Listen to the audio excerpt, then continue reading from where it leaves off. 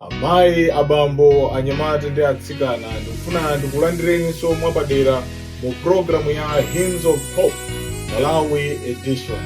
Iyi ndi programu imene ine mkonzi wanu komanso mulusi Victor Kaula ndimakubweretserani Sunday lililonse madzulo nthawi ya ku Malawi 7 o'clock komanso Eastern Time 1 p.m. Mu tsiku la lero tili ndi nyimbo zosiyanasiyana zoyimbidwa ndi Malawian Adventist musicians amene ena ali ku Malawi enanso ali mayiko osiyanasiyana. Chotero ndikufuna tiyambe nanu limodzi timalize chifukwa tili ndi chiphwando cha nyimbo zosiyanasiyana.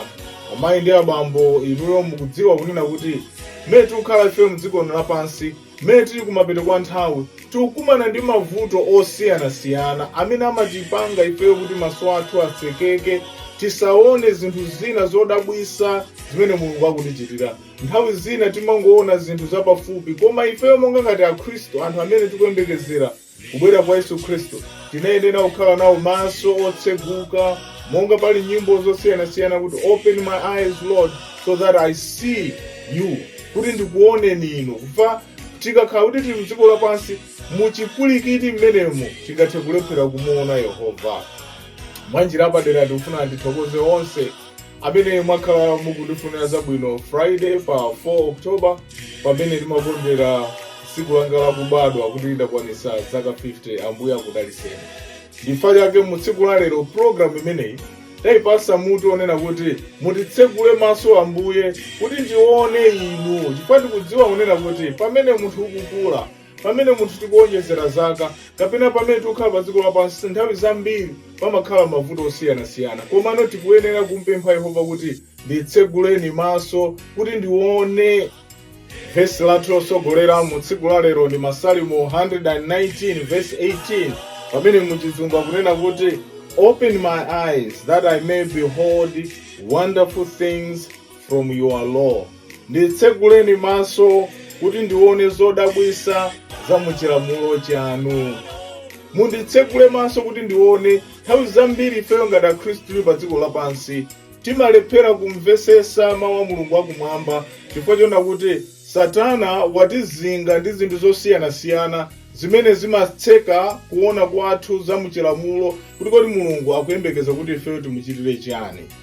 Ndiyeno mu tsiku la lero ndikufuna kunena kuti pamene tili mu programu imeneyi tikathe kuona ukulu wa Mulungu wakumwamba mmene ifeyo tikudusa mu dziko lino, dziko limene lili lowala, limene nthawi zambiri tikamadusa mu nyengo zowawa ngati zimenezi, nyengo zimene tikukhuzidwa ndi maliro, zimene tikukhuzidwa ndi matenda, zimene tikukhuzidwa ndi ngozi zosiyanasiyana, timafika pothunthumira mwina mavuto a dziko lapansi kutipangisa ife kumuyiwala Yehova. Komano mu tsiku la lero tifuna tigawane zinthu zinayi zimene ifenso kumatipangisa kunena kuti maso athu asekeke, kuti ifeyo tisathe kuona zodabwisazo. Ambuye atithandize kuti maso athu atseguke. Tauzeni anthu ena za programu imeneyi kuti tiyambire limodzi ndiponso timalizire limodzi. Zikomo.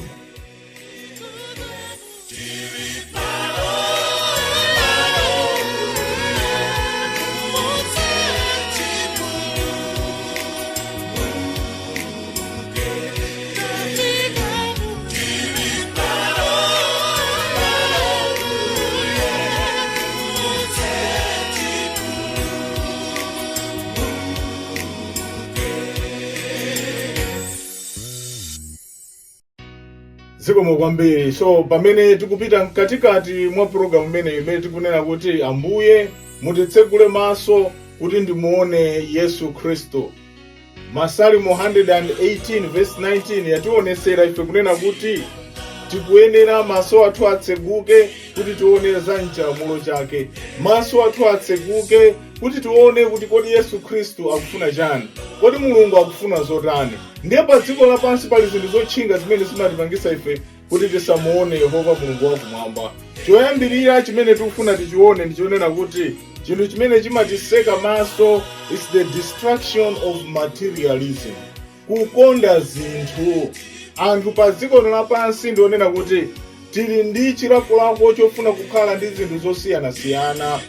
Palibe vuto ndikupeza zinthu kuti tikhale nazo, koma vuto ndiona kuti chikondi pa zinthu zimene ife timazipeza lero lichikulimbikisidwa mwina chifukwa cha social media kapena kuti zinthu zimene ife timaona, kuli ma role models amene timaona amene kandi woyimba kandi anthu otchuka amene amationesera zinthu zosiyanasiyana.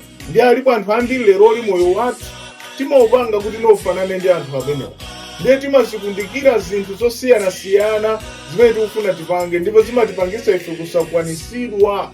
Ndiye chifukwa cha materialism, people today are looking for big houses, big cars, beautiful things zimene nthawi zina anthu amatha kuzipeza atamutaya nazo Yesu Kristo. Amafika poyang'ana kwambiri zimenezo ndiye zimatipangisa ife kumutaya Yesu Kristo. Ndifake pa Matthew 6 verse 29. Pa Matthew 6 verse 21 akuti, for where your treasure is, there your heart will also.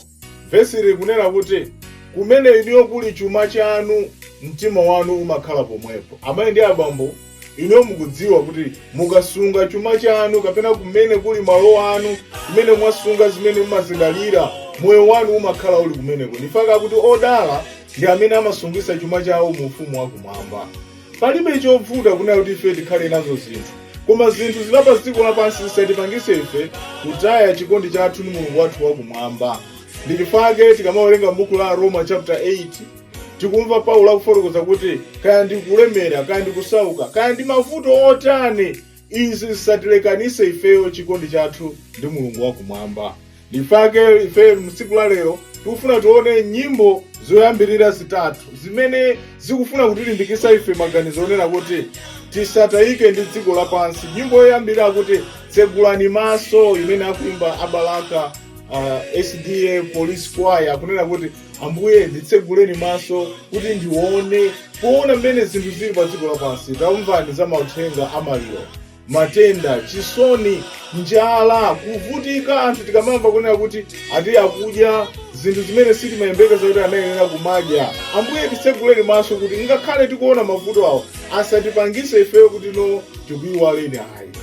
Nyimbo yachiwiri akunena kuti ndionesere Yesu, imene akutipasira ndi Peculiar Music Minister, kuti ndionesere Yesu moyo wanga, ndatanganidwa ine pa dziko lapansi, mundionesere. Anthu ifeyo pamene tikupita tikuyenera kunena kuti tikaonesere Yesu Kristu, osati tionesere zokonda za dziko lapansi. Ma role models za dziko lapansi amatisokoneza. Yachitatu akunena kuti nthano ya Yesu mundiuze, yoyimbidwa ndi Kamwana Family, akuti mundiuze nthano Yesu Kristu. Open my eyes Lord so that I can see Jesus. Munditsegule maso Ambuye kuti ndimuone Yesu Kristu.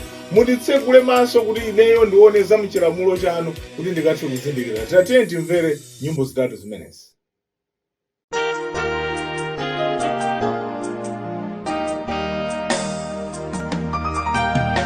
Maso tsegulani maso, maso tsegulani maso kuti muone. Maso tsegulani maso, maso tsegulani maso kuti muone. Zochitika katikoli zikuonesera kuti Yesu wayandika. Ndikale ndinayamba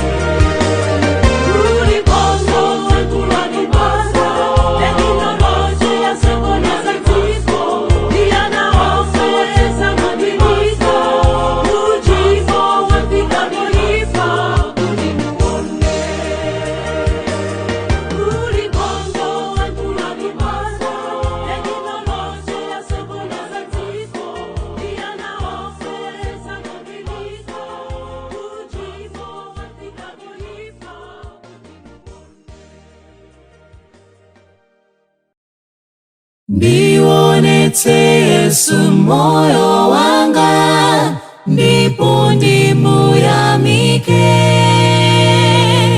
Ananditulutsa machimo, ndadalitsidwa ine. Ine ndionetsere Yesuyo, ndinyamule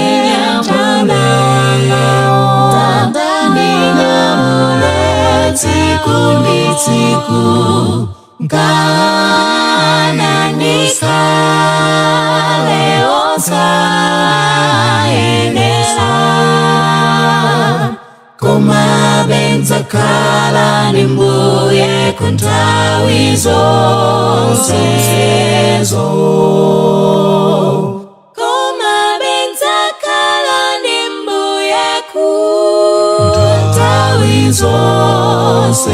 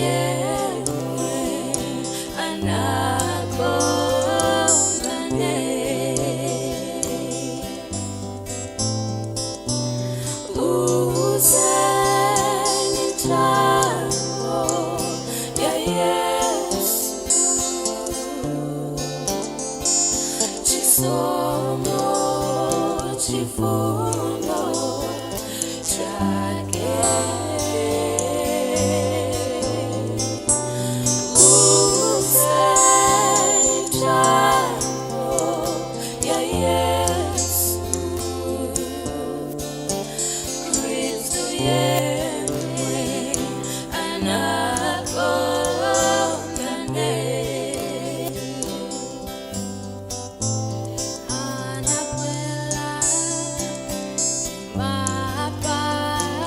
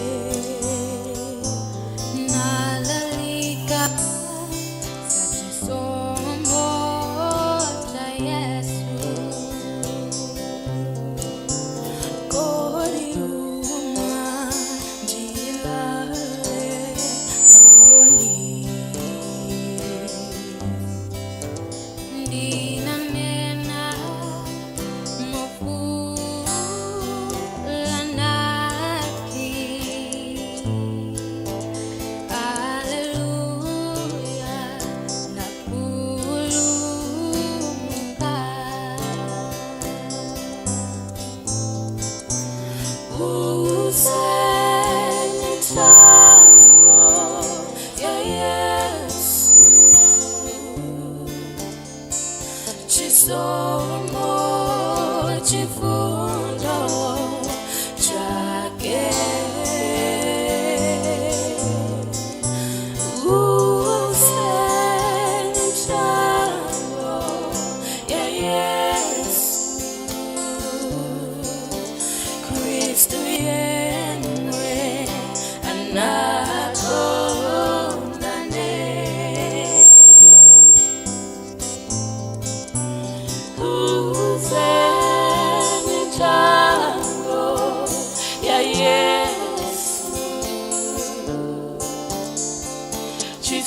Chisomo chifundo chake.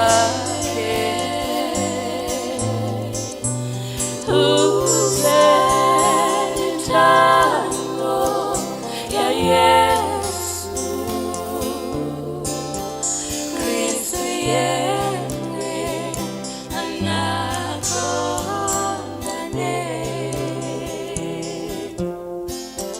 Kristu yeye anakondane.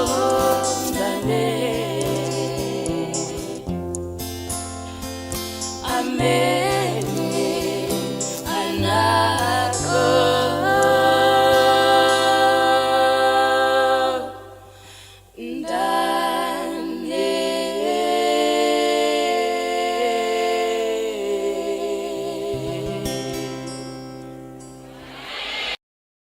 Chinthu chachiwiri chimene chikutipangisa ife kunena kuti tikathe kutsekedwa maso pa dziko lapansi is the influence of secular culture. Ife tikulimbikisidwa ndi chikhalidwe chimeneno chili chonena kuti chosavomereza Mulungu wakumwamba. Tili mu dziko lapansi limene silikumvomera Mulungu wakumwamba, ndiye kuli zikhalidwe zosiyanasiyana zimene anthu leroli tikumagawana. Anthu ambiri leroli sakusatira malangizo amene Mulungu wakumwamba akuwafunayi. Mukamawafotokoza mupeza kuti no mukatcha imene anthu akubweresa zinthu zosiyanasiyana. Alipo anthu ena amene amanena kuti mu nthawi there is no absolute truth. Simungawuze choonadi ayi. Chotero kaya mwauze kaya ndi zakudya, kaya ndi zamavalidwe, kaya mmene wangapembezere safuna kumvayi, aliyense ndimene wayionera. Koma tiye ndidziwe kunena ife kunena kuti mmene ife tili pa dziko lapansi, Mulungu sanafune kuti ife tizisatira dziko ayi. We are the world changers. We are here to transform the world. Koma vuto ndiona kuti leroli dziko likutisintha. Ndiyeno monga akufotokoza pa Roma chapter 12 verse 2 akunena kuti do not conform to the pattern of this world, but be transformed by the renewing of your mind. Akuti ife tisasinthike ndi zinthu za dziko lapansi, koma ife tikathe kusinthika maganizo athu ndi pamene ife tikudziwa mawu a Yehova Mulungu wakumwamba. Ndi chifukwa ife tikamawerenga mawu a Yehova, tikamausunga chilamulo chake, zimatithandiza ife kunena kuti we can be conformed to God's principles. Komano ngati sitikhala nazo zimenezo, timapezeka kuti no timasatira zinthu zimene zili pa dziko lapansi. Alipo anthu ambiri pa dziko lapansi pano timasatira zimene anthu ena akufuna kandi zimakhalidwe athu. God has nothing against the culture, but there are some other cultural values zimene sizigwirizana ndi Mulungu wakumwamba. Zinthu zimene zachikhalidwe zimene timanena kuti ayi izizi ndi zimene makolo athu amazifuna, tiyenera tiziyezeke ndi malamulo akumwamba. The benchmark is God. So we have to measure every culture against God's values. Ndifake tikamawerenga malamulo 10 a Yehova pa Exodus chapter 20 verse 3 mpaka 17 akutifotokozera malangizo amene ife ngati akhristu tingakhale nawo. Amenewo ndi makhalidwe amene Mulungu wakumwamba akuyembekezera. Ndera tiye timvere nyimbo zitatu imene yoyambirira akutiimbira ndi Philadelphia gulu la ku Longwe, limene akutipasa nyimbo ina kuti yangosala mbiri yokha. Akuti ife akhristu yangosala mbiri. Mwanjira ina timanena za chikhristu koma zochitika zathu sizikugwirizana ayi. Fatalowera mukacha ya dziko lapansi. Yachiwiri akuti chimo kunzuza, imene akutipasa ndi Innocent Chatola akuti chimo limazunza pa dziko lapansi. Ifeyo ngati tikufuna timasulidwe timusatire Yesu Kristu. Yachitatu kunena kuti musunga mbisire Yehova chimwai imene akutipasira ndi Doris Kanyang'ama. Tatiye timvere nyimbo zitatu zimenezi.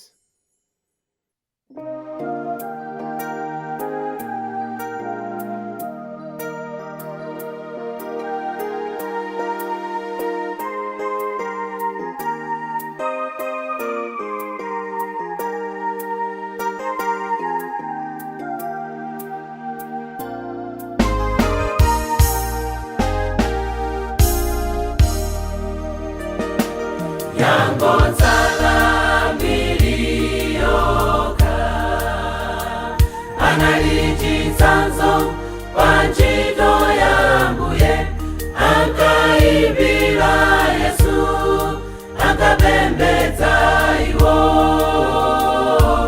Yangotsala milioka, yangotsala milioka analichitsanzo panchito yambuye ankaimbira Yesu ankapembedza iwo. Yangotsala milioka, isinjeni mbuye maonekedwe akunja opeza angawa ndiwonyeka. Sono mundikonze ngati mwa mtima, ndifuna ndidzaone zipatso za ntchito yangayi isadzangotsala milioka. Isinjeni mbuye maonekedwe akunja opeza angawa ndiwonyeka. Sono mundikonze ngati mwa mtima, ndifuna ndidzaone zipatso za ntchito yangayi isadzangotsala milioka.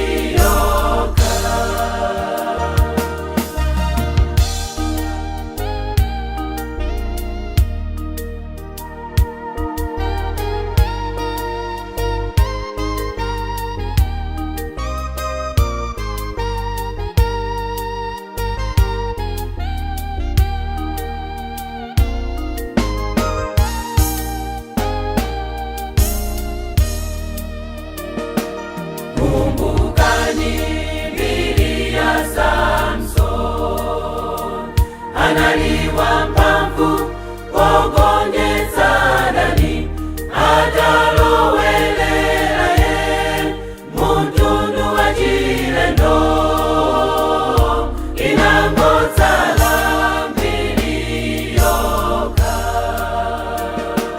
kumbukani mbiri ya Samson, analiwa mphamvu pogonjetsa Dani, atalowelera ye mtundu wa chilendo.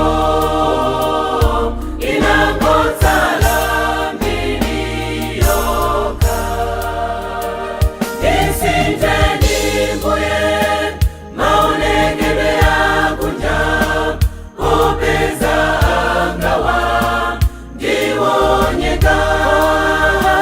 Sono mundikonze ngati mwa mtima, ndifuna ndidzaone zipatso za ntchito yangayi isadzangotsala milioka. Isinjeni mbuye maonekedwe akunja opeza angawa ndiwonyeka. Sono mundikonze ngati mwa mtima, ndifuna ndidzaone zipatso za ntchito yangayi isadzangotsala milioka.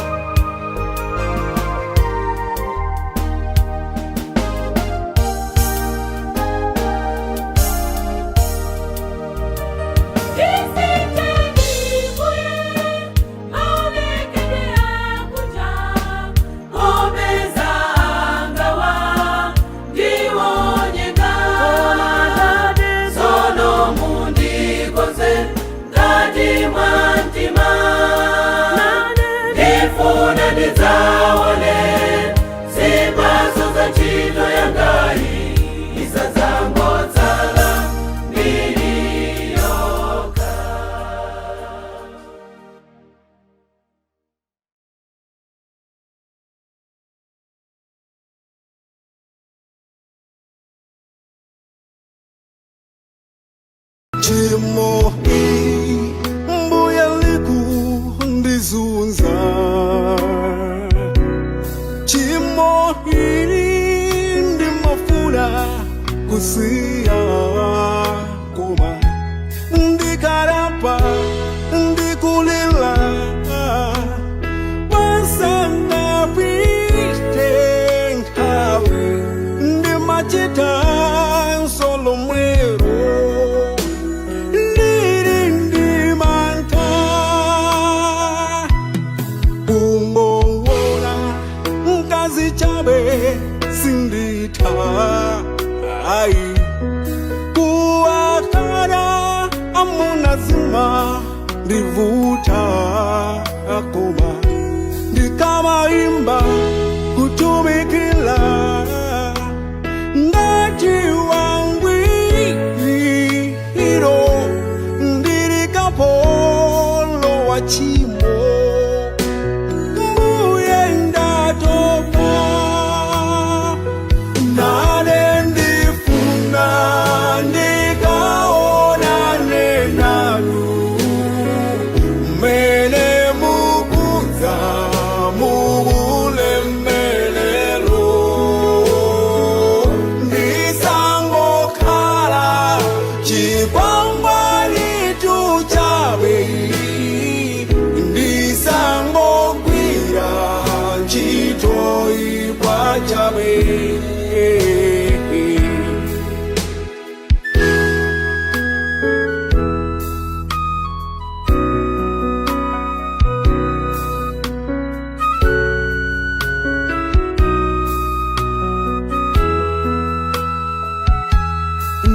Ndikangomva mauntima kulaswa aine nkangochoka maganizo kusintha ayeti ziwalo zanga kutamangila kukachitazo oyipa ngati sindinamve uthenga posachedwapa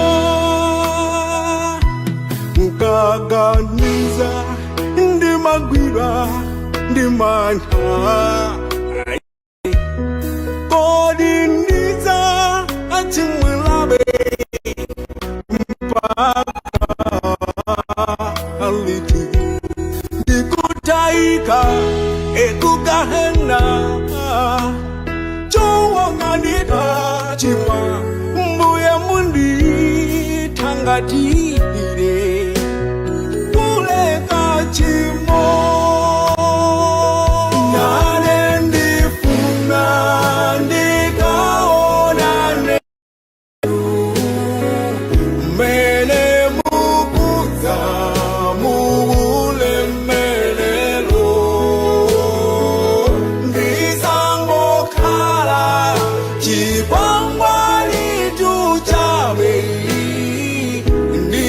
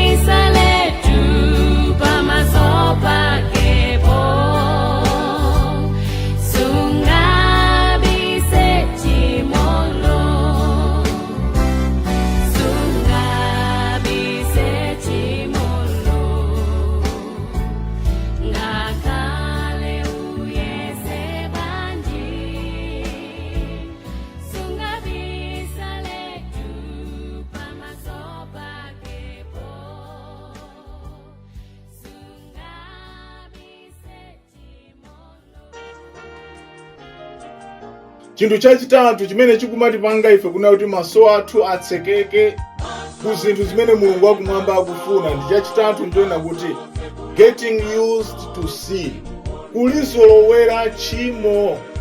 Akuti tchimo lililonera kuti anthu tafika polizolowera osamaliopa ayi.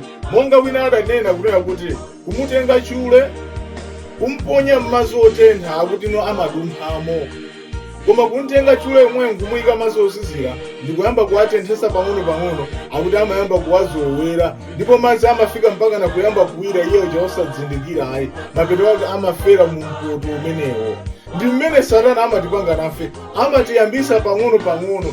Sungangokhala munthu oti no iweyo sunabepo kuchola banki ukayambire kuchola banki, umayambira kandi kuba kunyumba kwanu, ndiye mwina ukaba kandi kwa neba, ndiye makhalidwe amene aja umawazolowera.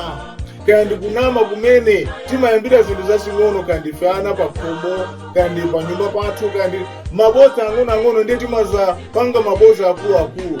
Ndi mmene Satana amatipangira, ndipo sitimaonaponso vuto.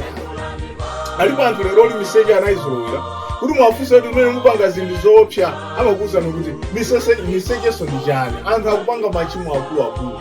Umayamba kumaona machimo ena kumaona ngati ndi ochepa, akulu ndi awo. Tchimo lina lililonse limene tingachite tizalephera nawo kulowa mu ufumu wakumwamba. Ndifake tikufuna tigawane nyimbo zitatu izi. Nyimbo yoyambirira kunena kuti Hananiya, imene akutiimbira Amateme Future Dorcas. Akuti Hananiya, mukumbukire Hananiya ndi Safira, anthu amene wandionera kuti chiwowa atagulisa zinthu zawo anapezeka kunena kuti no sanakhulupirike nazo ayi.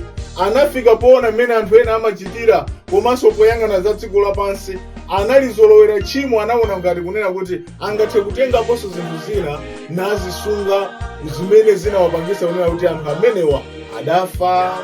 Komanso yachiwiri yakunena kuti nyimbo yachiwiri yakunena kuti Lisiro, yoyimbidwa ndi Chronicles ya kulilongwe. Ifeyo tchimo limatipanga ifeyo kudesedwa, limatipanga ifeyo kukhala anthu osayenera pamaso pa Yehova, komano chifundo cha Mulungu wakumwamba chimatitsuka kutiyeresa ifeyo kuti tikayere mbuyo. Ngati tifuna tiyere mbuyo, timuyitane Yesu Khristu. Ndifake mutu wa program tikunena kuti nditseguleni maso Ambuye kuti ndione Yesu Khristu, kuti ndione za chilamulo chake, monga pa Masalimo 118 verse 19, kuti munditsegule maso kuti ndione za chilamulo chanu, kuti ndimve your will, your perfect will.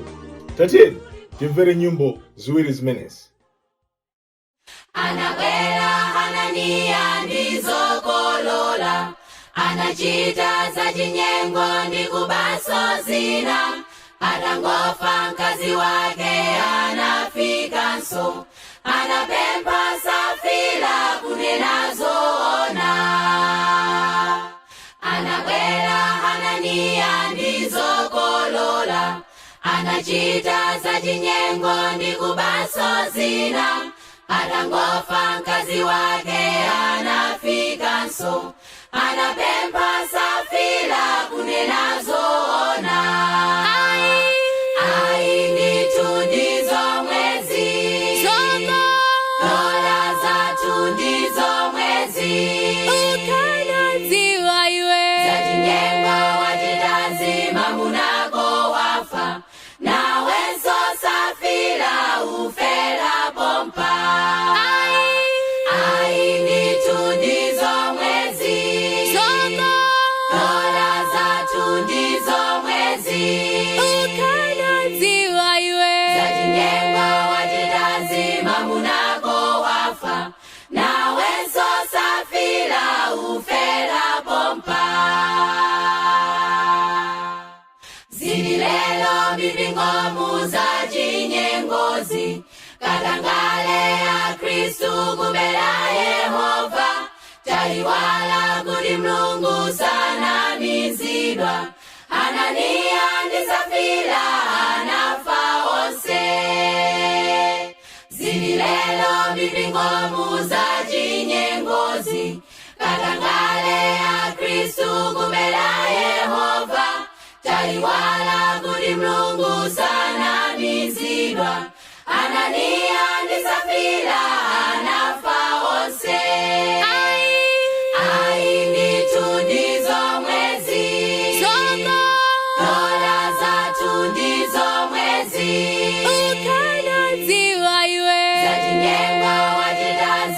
munako wafa, nawe sosafila ufela pompa.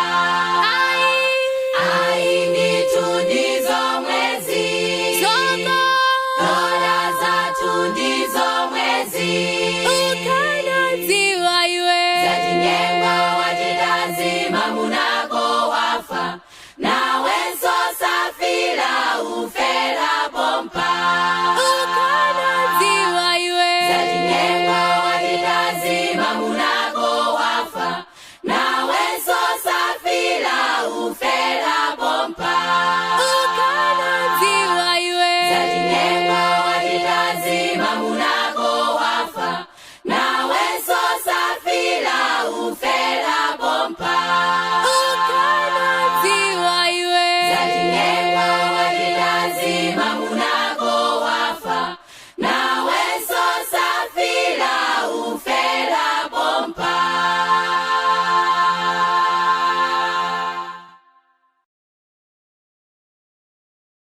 Sinalotele kale ine ndisana kumane ndimbuye, litsilo la uchimo linadzala mtimanga, machimo anga nafira kufanafana ndikapezi, lelo mbuye wandisambitsa ndayera ndi mwazi.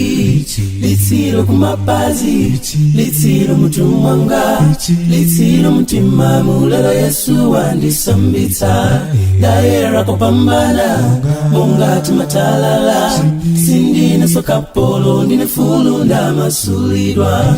Litsilo kumapazi, litsilo mutumwanga, litsilo mtimamu, lelo Yesu wandisambitsa ndayera kupambana mongati matalala, sindine sokapolo ndine fulu ndamasulidwa. Monga nkosayo sochera mutopera chimo linamira, machimo chuluka anadzala mtimanga, koma mbusa wabwino Yesuyo analola kufa malo mwanga, ni mwazi anaketsa wandituka chimulo. Litsilo kumapazi, litsilo mutumwanga, litsilo mtimamu, lelo Yesu wandisambitsa ndayera kupambana mongati matalala, sindine sokapolo ndine fulu ndamasulidwa. Litsilo kumapazi, litsilo mutumwanga, litsilo mtimamu, lelo Yesu wandisambitsa ndayera kupambana mongati matalala, sindine sokapolo ndine fulu ndamasulidwa.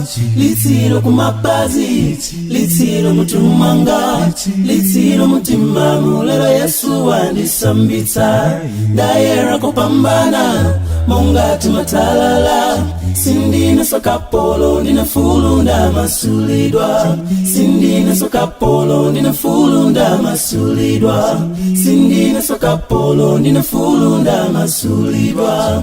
Sindine sokapolo ndine fulu ndamasulidwa.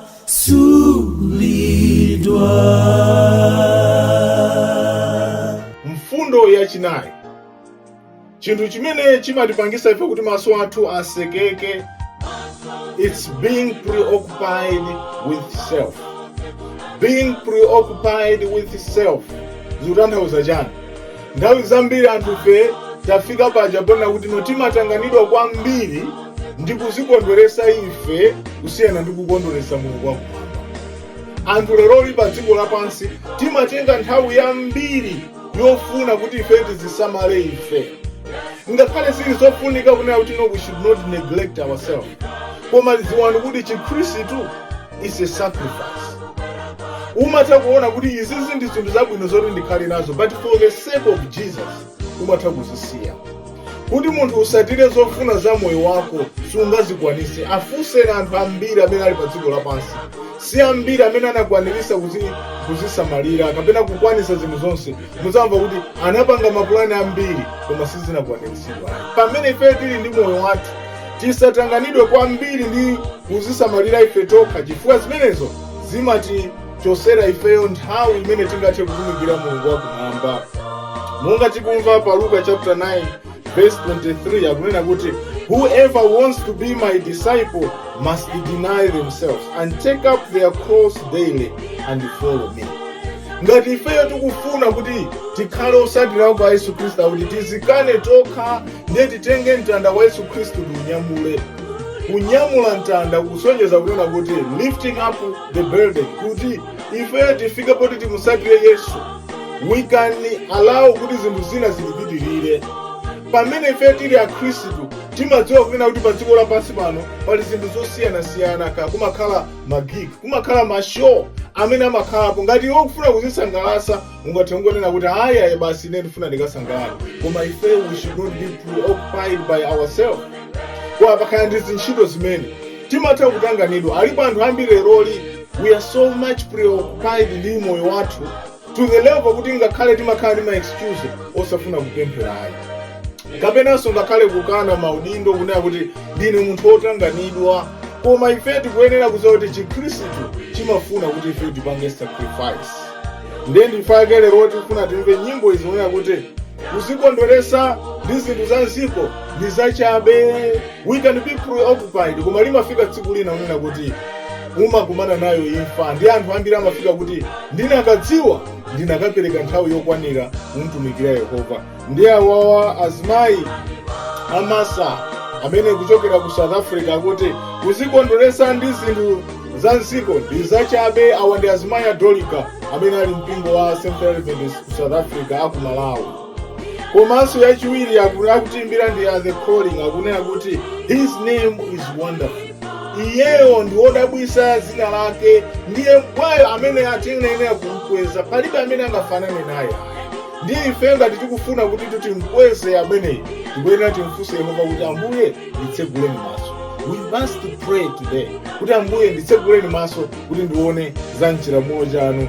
Yachitatu ikunena kuti dziko li ayi imene akuti pasa ndi a Ephesians Music Ministry akuti dziko li ayi chifukwa zinthu zonse zimene zili pa dziko lapansi ndi zachabe, koma ifeyo tiyang'ane kwa Yesu Khristu. Ndifake leroli mprogramu imene tikunena kuti open my eyes Lord so that I can see you Jesus. Ambuye nditseguleni maso. Tatiye ndimvere nyimbo zitatu zimenezi. Kuzikondweresa ndizanziko kwa chabe, kuzitayira chabe ntawi. Kuzikondweresa ndizanziko kwa chabe, kuzitayira chabe ntawi.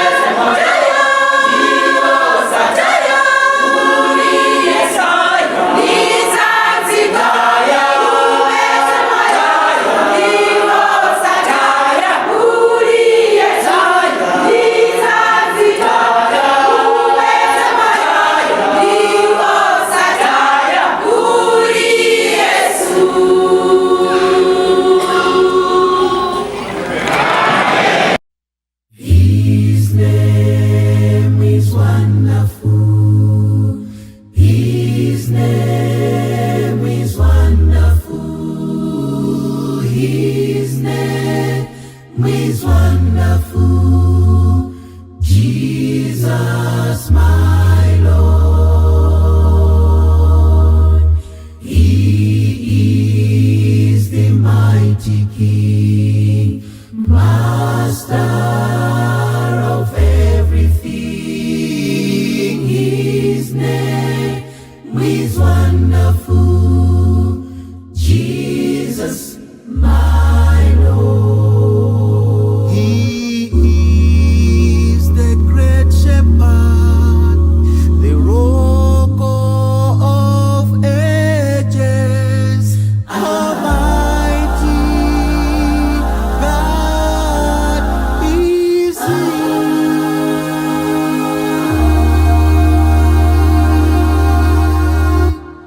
Bow down before Him, love and adore Him. His name is wonderful.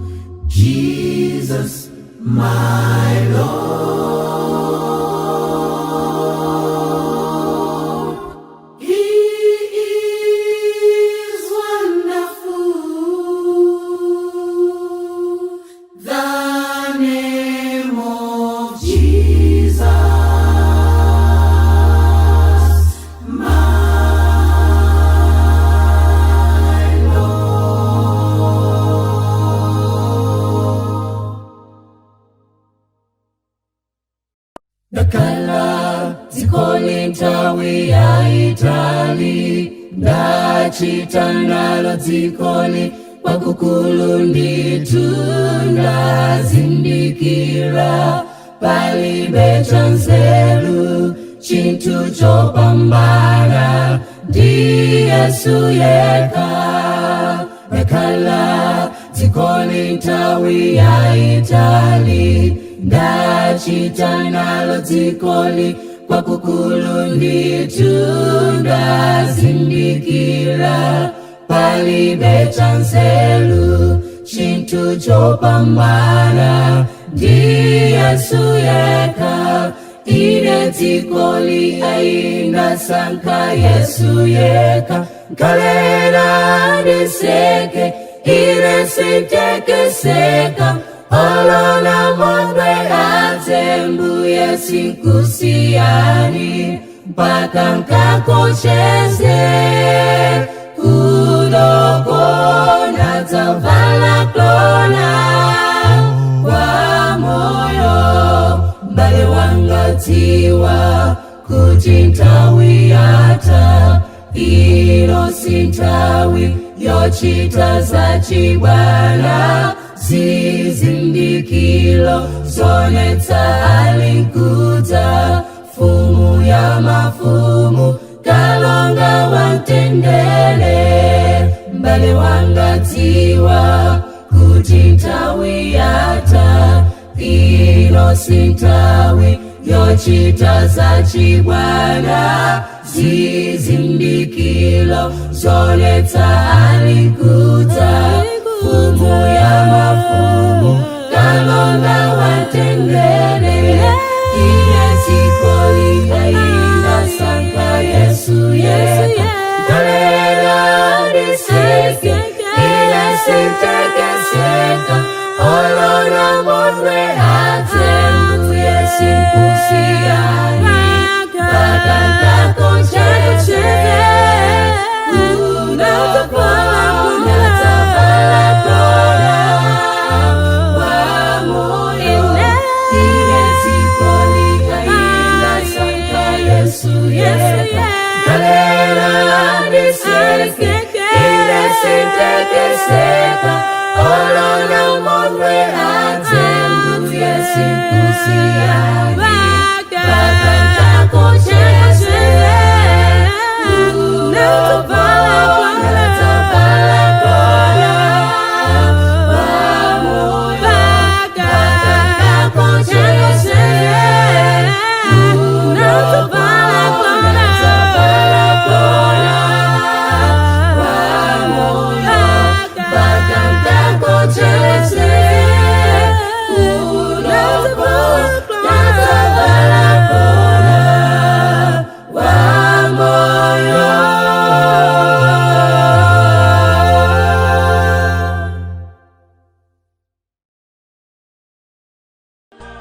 pamene tikufika kumapeto mu program imene ya Hymns of Hope Malawi edition.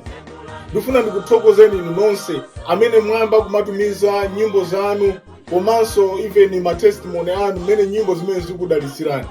Ndifuna ndikupemphere ngati gulu lanu muli ndi nyimbo imene mukufuna itapangidwa present mu program imene, tumizane ku namba iyi +1 269 815 2258 namba imene pa WhatsApp. Komanso mungathe kutumiza email victorkaula@gmail.com. mukatumiza umboni wanu komanso nyimbo zanu tizazipanga play mu program imene.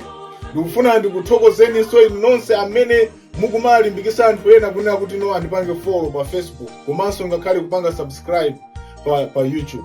Cholinga cha program imene komanso cholinga cha ministry imene ndionera kuti tilalikirane komanso tilimbikisane kuti Yesu Kristu akubwera posachedwa ndipo nthawi yatha. Satana watitseka maso koma ifeyo Mulungu atithandize kuti no atitsegule maso. Ndi angati inu mukunena kuti Ambuye nditseguleni maso? Talembani mu comment section kuti Ambuye nditseguleni maso kuti ndikuone. Ndipo dziwani kunena kuti Mulungu wakumwamba akukumvani inu pempho lanu. Mu tsiku la lero pemphani kunena kuti Ambuye mundithangate, monga ine ndafotokoza kale kunena kuti mu birthday imene ndimakondwerera kuti ino ndakwanisa zaka 50. Chimene ndikumpempha Ambuye ndiyena kuti Ambuye ndakwanisa zaka 50. Nkutheka kumbuyo kusinathe kutumikirani, nditseguleni maso chifukwa mwina my vision ingathe kukhala kunena kuti no ikukhala ikusintha. Koma mundionesere mu nthawi imene ndasala nayo kuti ndi zinthu ziti zimene ndingathe kuzipanga.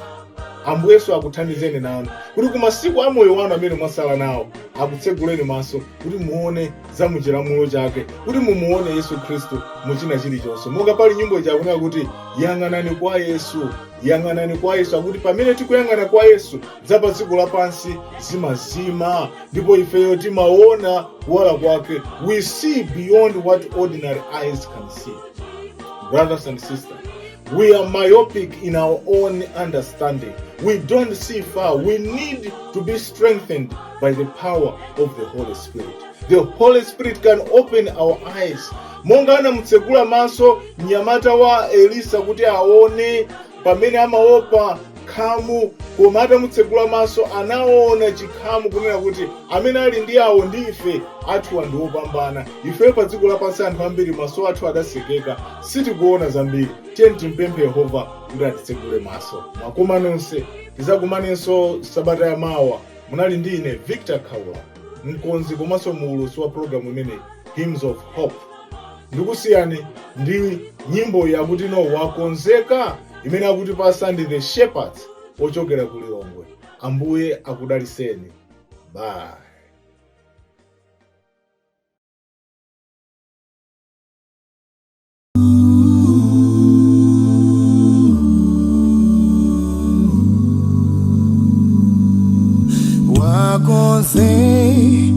Wakonzekela kukomana ndi Yesu, wakonzeka iwe kukomana naye.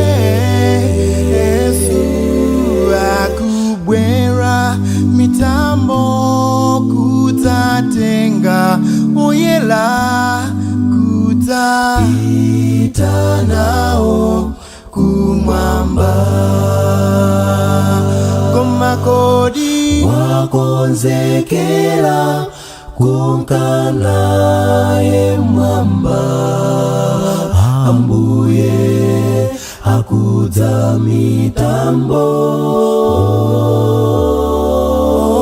ipazalira lipenga podzalira bale wakonzekela. Koma kodi wakonzekela iwe kumkana ye mwamba. Ambuye akudza mitambo ipazalira lipenga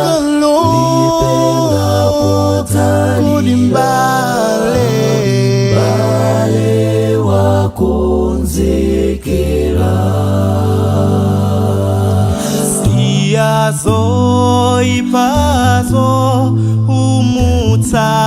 ate Yesu awakonzeka kukomana na Yesu enadza mutawa enadza mlandila pompo kolino lidzatha koma kodi wakonzekela iwe